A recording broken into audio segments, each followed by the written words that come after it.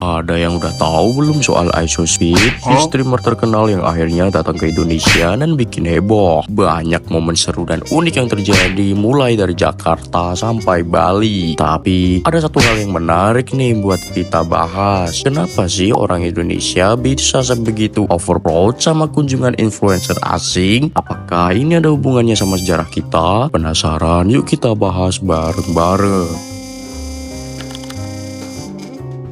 Jadi buat kamu yang belum tahu, IShowSpeed atau biasa dipanggil Speed adalah salah satu content creator dan streamer game terkenal di YouTube. Dia terkenal karena gaya kontennya yang energik, sering marah-marah dan kadang agak konyol.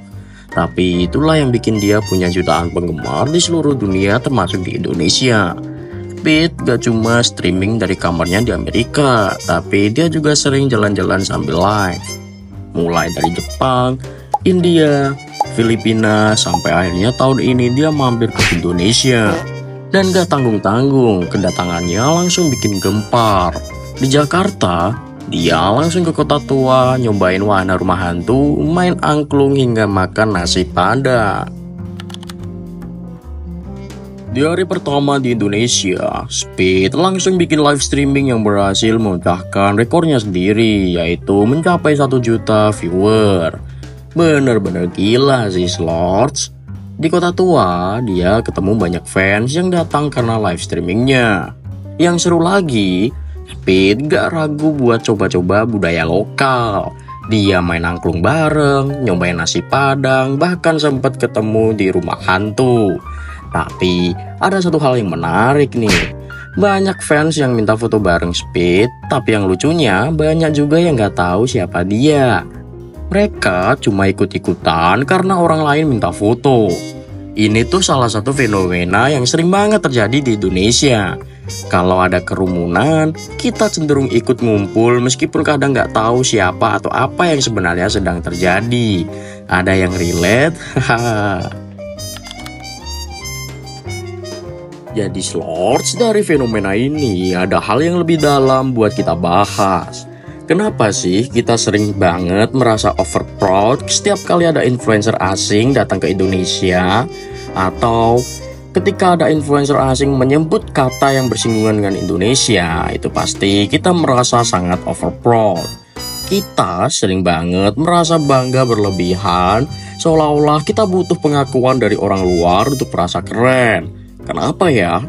Kalau kita lihat lebih jauh, ini mungkin ada hubungannya sama sejarah kita. Indonesia pernah dijajah selama ratusan tahun dan pengalaman penjajahan itu menciptakan trauma mendalam. Sejak dulu, kita sering dianggap rendah oleh bangsa lain. Dan itu secara gak sadar membuat kita merasa inferior. Akibatnya, ketika ada orang asing yang menunjukkan ketertarikan pada kita jadi cepat merasa bangga, bahkan berlebihan. Trauma masa lalu ini membuat kita punya perasaan kalau negara lain selalu lebih baik daripada kita. Jadi, ketika influencer terkenal seperti Speed datang ke sini, kita seolah merasa diakui. Tapi, apakah sebenarnya ini sehat? Jangan sampai kita hanya merasa bangga kalau ada pengakuan dari luar. Tapi di dalam negeri kita sendiri malah merasa rendah diri. Padahal Slords, Indonesia itu punya banyak banget hal yang bisa kita banggakan. Kita punya budaya yang kaya, kuliner yang unik, dan orang-orang yang ramah. Tapi karena perasaan inferior itu, kita kadang lupa menghargai keunikan kita sendiri. Kedatangan influencer asing seperti Speed memang menunjukkan kalau budaya kita menarik buat orang luar, tapi bukan berarti kita harus selalu membandingkan diri dengan mereka. Nah, seharusnya momen ketika Speed berkunjung ke Indonesia ini kita gunakan untuk mempromosikan pariwisata dan budaya kita kepada Speed agar dunia luar juga mengetahuinya. Ini contoh yang bagus banget dari bagaimana kita bisa bangga dengan apa yang kita miliki tanpa merasa rendah diri. Jadi Slords, penting banget buat kita membangun pola pikir positif terhadap diri sendiri dan bangsa kita. Kita bisa bangga dengan apa yang kita punya tanpa banyak bergantung pada pengakuan dari orang luar.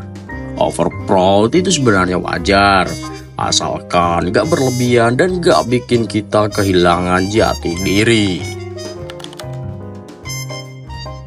Fenomena Isospeed ke Indonesia ini memang menarik dan penuh warna. Tapi dari sini kita bisa belajar bahwa kita gak harus selalu bergantung pada pengakuan orang luar untuk merasa bangga. Kita bisa bangga dengan apa yang kita punya, dengan budaya dan identitas kita sendiri. Jadi Slords, gimana menurut kamu? Apakah kita sebagai bangsa memang sering merasa over proud? Atau justru ini bentuk kebanggaan yang wajar? Tulis pendapat kamu di kolom komentar ya Slords. Jangan lupa like, share, dan subscribe buat konten menarik lainnya. Sampai jumpa di video berikutnya Slords. Dan jangan lupa tetap berotak baru berontak.